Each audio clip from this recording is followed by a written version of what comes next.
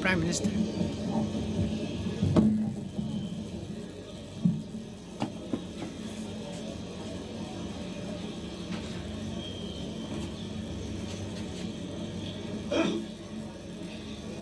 म बालेन्द्र शाह नेपालको सार्वभौम सत्ता र राजकीय सत्ता नेपालको सार्वभौम सत्ता र राजकीय सत्ता नेपाली जनतामा निहित रहेको नेपाली जनतामा निहित रहेको नेपालको संविधान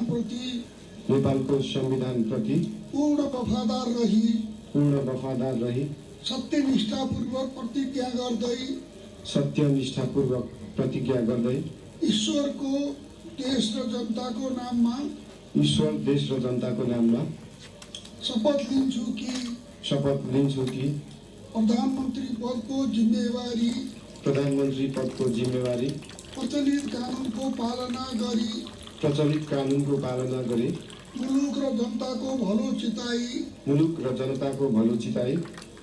कसैको डर नमानी पक्षपात नगरी पूर्वाग्रह वा खराब भावना नलिई ईमानदारीका साथ गर्नेछु र आफ्नो कर्तव्य पालनको सिलसिलामा आफूलाई जानकारीमा आएको कुरा म पदमा बहाल रहँदा वा नरहँदा जुनसुकै अवस्थामा पनि प्रचलित कानुनको पालना गर्दा बाहेक अरू अवस्थामा कुनै किसिमबाट पनि प्रकट वा संकेत गर्ने छैन। धन्यवाद।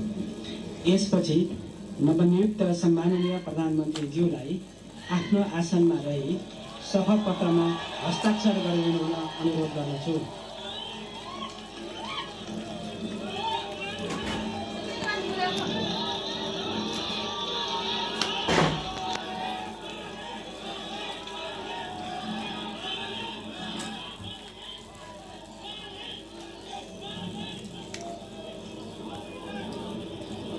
सम्माननीय प्रधानमन्त्री श्री बालेन्द्र शाहज्यूबाट प्रधानमन्त्री पद तथा गोपनीयताको शपथ लिने काम सम्पन्न भएको छ।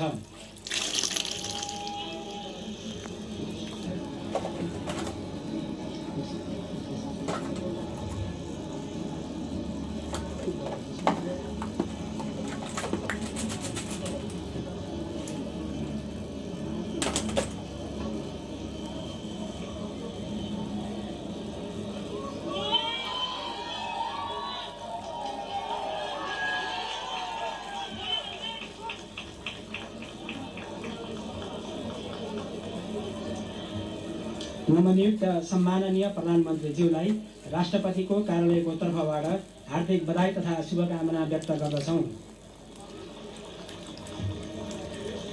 अब म नवनियुक्त सम्माननीय प्रधानमन्त्रीज्यूलाई सम्माननीय ज्यूहरू समक्ष बधाई तथा शुभकामना ग्रहण गर्नका लागि हार्दिक अनुरोध गर्दछु।